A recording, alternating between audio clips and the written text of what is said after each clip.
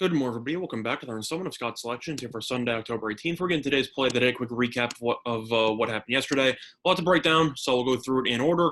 We ended up having a pretty poor day in the combat sports as we ended up losing the UFC parlay for the first time. We ended up having the Nurmagomedov over 2.5 rounds with Crute Moneyline, which paid out at minus 113 on Bet Online. Crute ended up winning in first-round knockout fashion, very impressive. But unfortunately, Nurmagomedov won by first-round knockout. So I ended up losing the over 2.5 rounds, which was disappointing. We also lost in boxing as we had Lomachenko by decision at plus 100 on Fox Bet. He came on strong late. Unfortunately, he didn't really do anything for the first 6 rounds, and he fell behind heavily on the scorecards, which resulted in a loss. Anytime you can get a minus 430 fighter, pound for pound, number one fighter on the planet, and you can get him at plus 100, I'm going to do it. But unfortunately, that did not work out as he ended up losing by decision. And in college football, we ended up doing really well as we ended up going 2-1 once again. We ended up winning with Navy minus 2.5 and minus 114 on FanDuel. We ended up winning with Liberty minus 3 and minus 110 on Fox Bet. And we ended up losing with Temple minus 11.5 at minus 108 on DraftKings. So overall, a below average day. But we also have a pending parlay as we ended up having Texas A&M on the money line, parlayed with Colts money line. A&M ended up winning by double digits, and now we're going to be waiting for the Colts to close that out. But for today's play today, we're going to be looking at the NFL once again. We're going to be doing another two-pick parlay here, but it's going to be a little bit different than what we normally do. Instead of going with money lines, we're going to be going with alternative spreads, and the two-pick parlay should pay out at minus 122 on Fox Bet at time recording of 2:52 a.m. Eastern Time. So the first play in the two-pick parlay is going to be the Baltimore Ravens minus 3, which is available on Fox Bet at minus 300. First of all, for this two-pick parlay at minus 122, it might sound pretty, I'd say, expensive, or there's some juice there, but it's actually better than all the other sites. DraftKings and FanDuel both have minus 139 or higher, and you get this at minus 122. So solid value overall. But the first pick's going to be the Ravens minus 3. Couple reasons why. First of all, Baltimore has looked like one of the best teams in the entire league, even though people are still remembering their Monday night blowout loss against the Ravens. They are still 4-1. They've been really good overall. Looking at who they've beaten, they smacked Cleveland by 32. They smacked Houston by 17.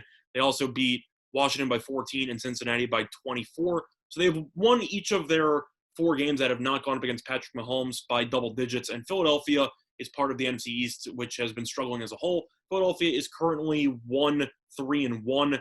Against the spread, they're only 1-4. Really been underwhelming as a whole. Lost last week to Pittsburgh by 9.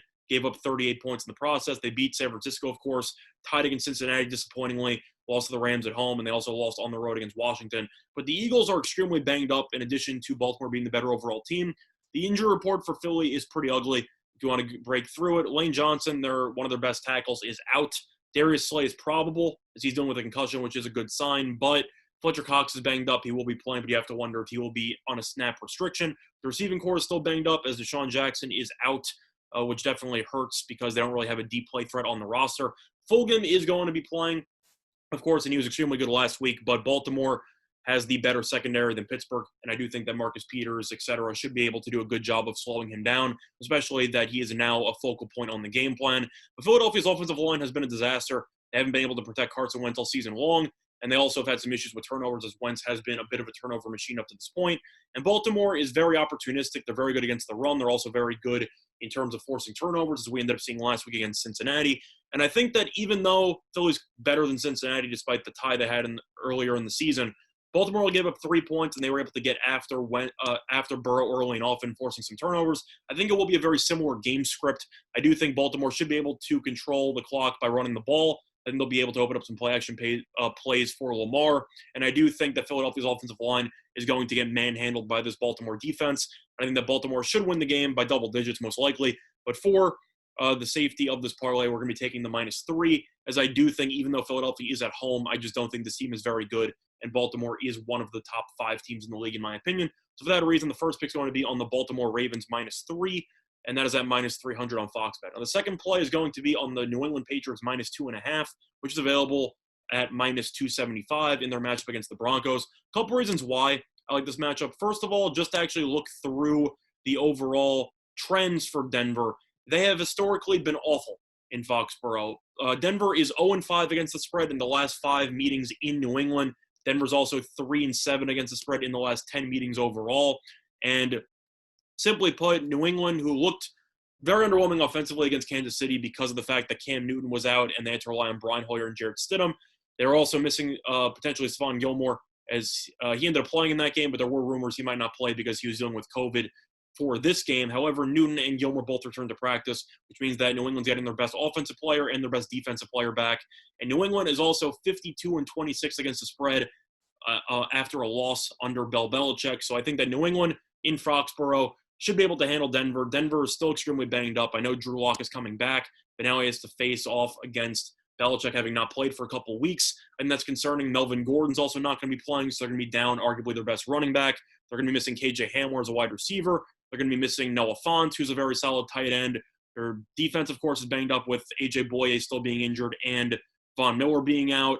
I just think there's so many injuries that this team has to deal with, and I think that New England in Foxborough, kind of similarly to what we saw in their game against the Raiders, where people thought the Raiders were a hot commodity, and then New England ended up smacking them pretty handily.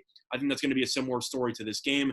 Denver might hang around for a quarter or so, but I expect Belichick to force Lock into some tough situations. Denver's offensive line's been underwhelming, and New England getting their best defensive player back and their best offensive player back should provide enough of a spark for New England to win this game by at least 3 points. So for that reason, the two-pick parlay once again is going to be on the Baltimore Ravens -3 and the Patriots -2.5. And those two parlay out to -122 on Fox Bet. That's been the Stomach Scott selections. Good luck to all of you and your respective bets today. Bye, everyone.